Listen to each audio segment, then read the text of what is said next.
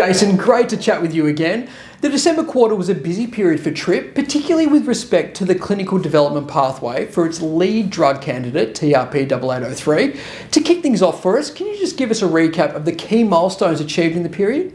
Yeah, sure, Alex. It certainly has been a very busy quarter and a very busy year for Tryp Therapeutics. Just as a background, Tryp is a clinical stage drug development company that's focused on developing proprietary novel formulations for the administration of psilocin in combination with therapy to treat mental health disorders with high unmet clinical need. Our lead program is TYP-8803, which is a proprietary formulation of psilocin delivered through a novel IV infusion.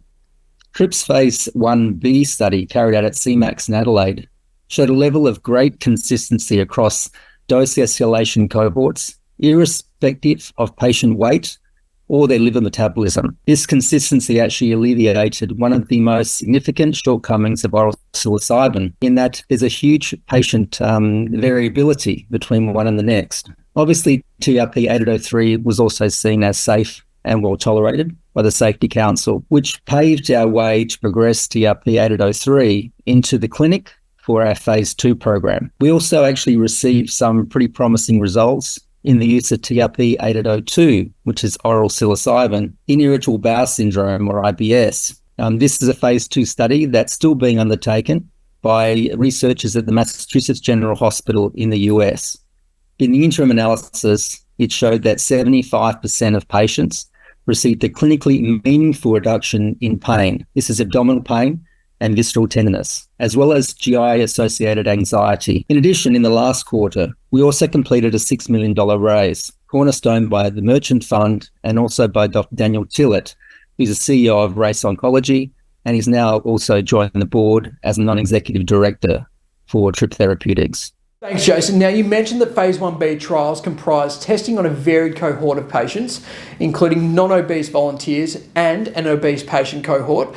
With the success of the phase 1b, how will this diverse patient cohort inform the planning and design of phase 2 trials? Making sure we looked at a varied range of patient, not only in terms of sex, but also in terms of weight, is that it's much easier to understand whether your product requires additional dosing for a heavier or a lighter weight population. The exciting part of that is we didn't see that the metabolism of psilocin or the blood levels of psilocin in these volunteers was any different between one weight and the next. That's really good as it informs our program going forward, because in terms of neuropsychiatry, not only are patients very variable in terms of who they are and what they weigh, what they do, but their conditions are all very significantly different. In terms of the indications being used in phase 2 programs around the world with oral psilocybin, there are more than 20 neuropsychiatric conditions that are being assessed. So our job is really to make sure that we move into phase 2. We have a product with a dosing that we can trust, that's consistent and reliable and produces good results.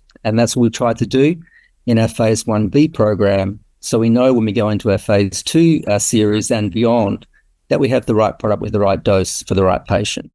And lastly, Jason, given the results achieved to date for Tryp's development portfolio, what are some key updates that investors should be on the lookout for as we enter 2025?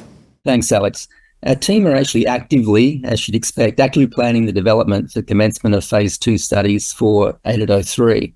With an announcement expected on-site selection in February. We're also considering key indications being undertaken with oral psilocybin globally, as well as our own TYP-8802 studies to inform the most effective phase 2 program with 8803 across 2025. Of course, binge eating disorder will be the number one clinical study that we'll be running in phase 2, but we're looking at what else we can deliver for our investors and for patients in 2025 that may go beyond that. We're also looking at this whole category in the context of the change in government in the US. We're looking into the regulatory landscape for any positive notes or indications or wins for psychedelic treatments that will actually impact Australia, Europe, and probably the rest of the world. Thanks, Jason. As always, really appreciate you joining me, and all the best for a busy year at Tryp in 2025.